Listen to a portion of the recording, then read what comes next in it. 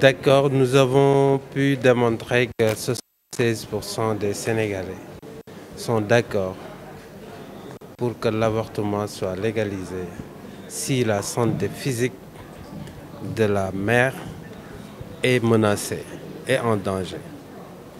Cela n'est pas contradictoire avec la loi pénale, avec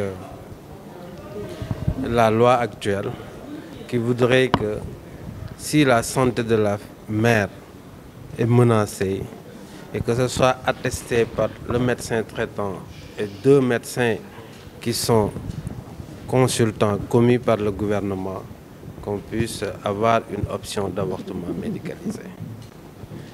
Et là, ça s'est conforté au niveau de cette étude.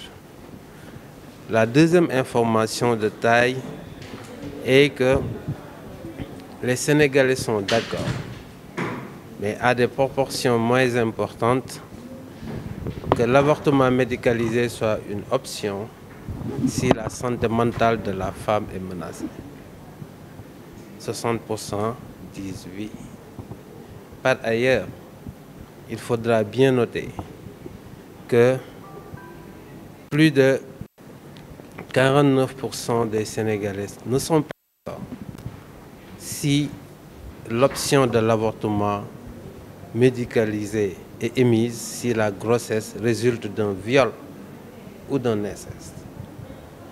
Alors, les Sénégalais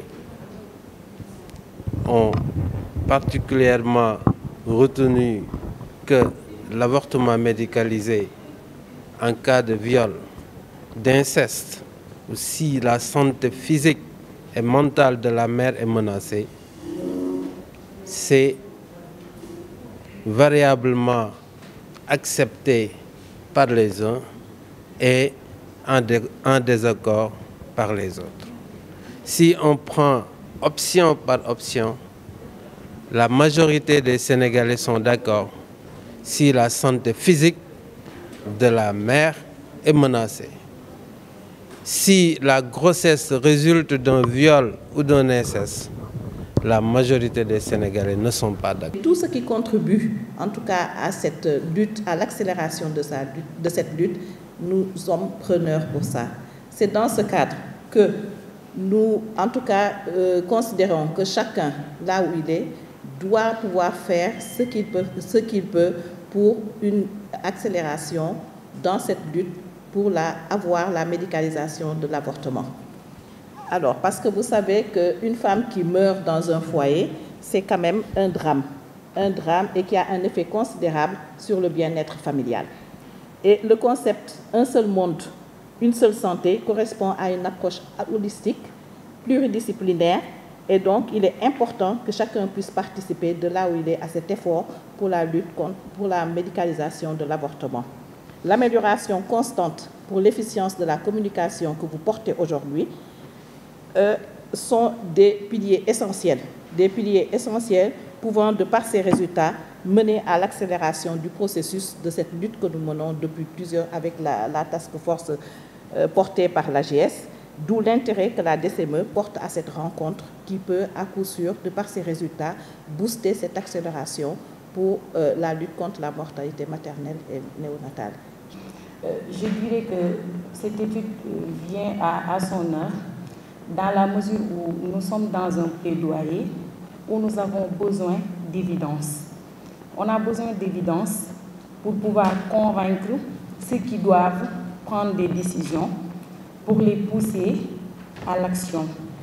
Donc c'est important pour nous d'avoir des statistiques, en tout cas d'avoir l'opinion, ce que pense l'opinion sur cet avortement médicalisé. Comme vous le savez, depuis 2013, on est dans ce plaidoyer. On a beaucoup d'études sur les avortements clandestins, sur les infanticides, mais c'est la première fois qu'on est en sondage sur l'opinion concernant l'avortement médicalisé. Et c'est important pour nous, en tant que comité de plaidoyer, parce que ça nous permettra soit de réorienter notre stratégie de plaidoyer, ou bien de conforter la stratégie de plaidoyer qu'on est en train de mener.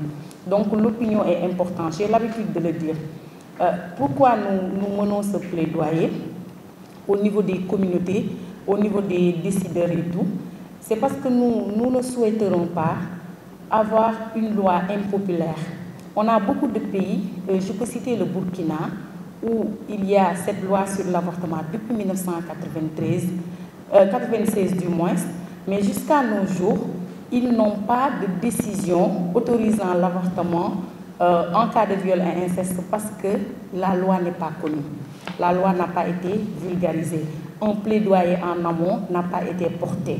Ce qui fait que c'est une loi qui existe mais qui n'est pas connue ni par les praticiens du droit, ni par le personnel sanitaire, ni par les populations.